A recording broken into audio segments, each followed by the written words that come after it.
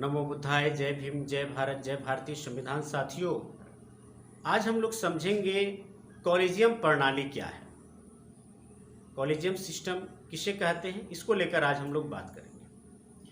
देखिए, जो शब्द कॉलेजियम है, कॉलेजियम का अर्थ होता है सदस्यों का समूह।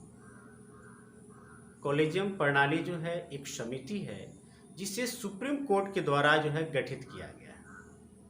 वास्तव में कॉलेजियम 5 सदस्यों का एक समूह है। इसमें 5 मेंबर्स होते हैं और इन 5 लोगों में जो है एक भारत के चीफ जस्टिस हैं और अन्य 4 जो हैं वो सुप्रीम कोर्ट के सीनियर जजेस शामिल रहते हैं। कॉलेजियम का काम क्या होता है?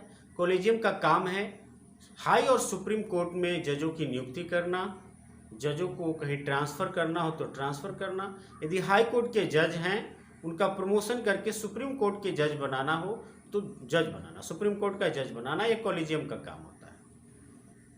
कॉलेजियम सिस्टम जो है, यह सिस्टम भारतीय संविधान में लिखित नहीं है। इस तरह से हम कह सकते हैं कि यह एक असंवैधानिक सिस्टम है, यह एक असंवैधानिक प्रणाली। ये आया कैसे? 3 जजों के केस में सुप्रीम कोर्ट के निर्णय द्वारा 28 अक्टूबर 1998 को जो है यह प्रणाली प्रभाव में आई। ये 3 केस कौन कौन से थे? पहला केस था SP Gupta versus union of India, जिसे जो है जज ट्रांसफर केस भी कहा जाता है।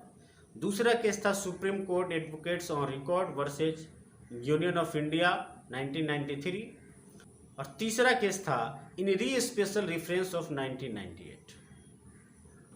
न्यायालय संबंधी आंकड़े इस बात को प्रमाणित करते हैं कि भारत के न्यायिक प्रणाली पर जो है सिर्फ कुछ परिवारों का ही दबदबा है। पहले सुप्रीम कोर्ट और हाई कोर्ट के जजों का जो चयन होता था वो भारतीय संविधान के आर्टिकल 124(2) 124 का 2 और जो है 217 के 1 से होता था। अनुच्छेद 124 में यह ऐसा प्रावधान है कि राष्ट्रपति जो है मंत्रिमंडल की सहमति से जजों की नियुक्ति करेंगे। परामर्श मानना या न मानना राष्ट्रपति के विवेक पर निर्भर करता है। लेकिन यह परामर्श शब्द का ही पेच फंसा दोस्तों।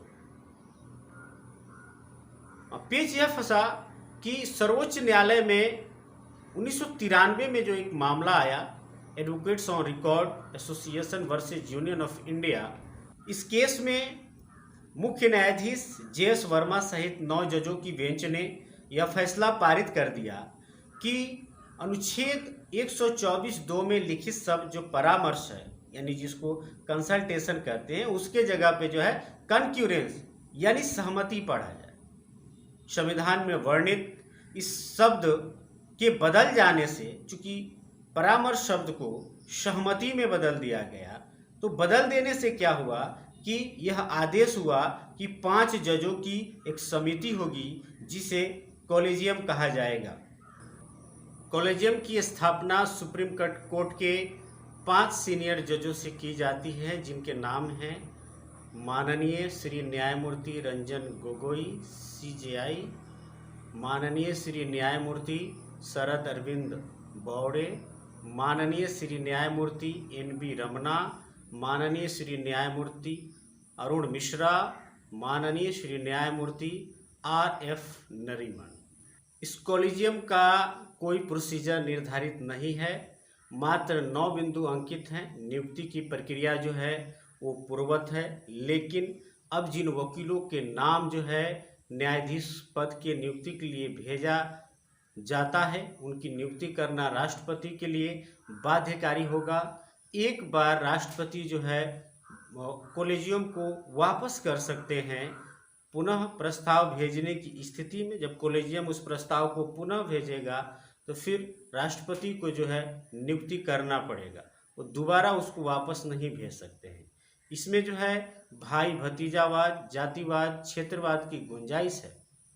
ऐसा देखा जा रहा है, ऐसा देखते हुए आ रहे हैं कि भारत देश में जो है कोई लगभग 400 परिवारों के ही बेटा जो हैं या बेटियां जो है जज बनते चले आ रहे हैं।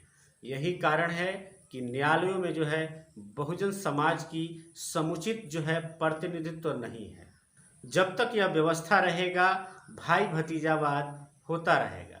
आपको जरूर जानना चाहिए कि हमारे भारतीय संविधान के अनुच्छेद 312 में अखिल भारतीय सेवा का प्रावधान है, जिसके तहत IAS IPS का सिलेक्शन होता है, लेकिन IJS के सिलेक्शन के लिए कोई आयोग नहीं है, जिसके तहत न्यायालय में जो है जजों की नियुक्ति IAS या IPS के आधार पर की जा सके। यह विधान दुनिया के किसी भी देश में नहीं है, मात्र भारत में ही है। आखिर ऐसा क्यों है? हमें इसके लिए जरूर सोचना चाहिए, हमें इसके लिए जरूर चिंतन करना चाहिए। सरकार ने 15 अगस्त 2014 को कॉलेजियम सिस्टम की जगह जो है NJAC राष्ट्रीय न्यायिक नियुक्ति आयोग का गठन किया था, लेकिन जो है 16 अक्टूबर 2015 को सुप्रीम कोर्ट ने NJAC कानून को असंवैधानिक करार दे दिया। NJAC का गठन 6 सदस्यों की सहायता से होना था, जिसका जो प्रमुख थे वो सुप्रीम कोर्ट के चीफ जस्टिस को बनाया जाना था। साथ ही सुप्रीम कोर्ट के 2 वरिष्ठ जज और भी थे, कानून मंत्री थे और विभिन्न क्षेत्रों से जुड़े हुए 2 जानी मानी हस्तियों को इसमें शामिल करना था। 2 जानी मानी हस्तियों का चुनाव जो है chief justice, prime minister and विपक्ष के नेता मिलजुल कर करते, लेकिन सुप्रीम कोर्ट ने जो है इसको असंवैधानिक करार दे दिया, इसको खारिज कर दिया। शायद इसी कारण से कि 2 जानी मानी हस्तियों का जो मामला है ये विचारणीय है, ये चिंतनीय है कि ये जानी मानी हस्तियाँ किसी भी संवैधानिक पद पे नहीं हैं, उनको कहाँ तक हक और अधिकार है जजों की नियुक्ति के कमीशन का सदस्य बनने का। बहरहाल मामला जो भी हो, NJAC गलत है ऐसा सुप्रीम कोर्ट का कहना है। मैं NJAC की पैरवी नहीं करता हूँ, लेकिन सुप्रीम कोर्ट को कॉलेजियम सिस्टम पे भी थोड़ा ध्यान देने की ज़रूरत है कि आखिर कॉलेजियम सिस्टम में ऐसी व्यवस्था क्यों है।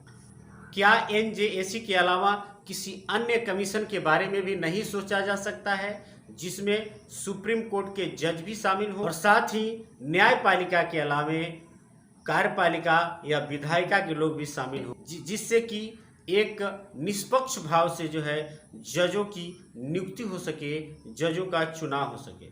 खैर, मामला आपको जरूर सोचना चाहिए, जरूर आपको इस पर डिस्कस करना चाहिए, जरूर आपको चिंतन करना चाहिए, क्योंकि हम सभी जो है इस भारत के रहने वाले हैं। तो हमारे बच्चों का भविष्य और हमारे देश का भविष्य जो है संवैधानिक चीज़ों पर ही निहित है।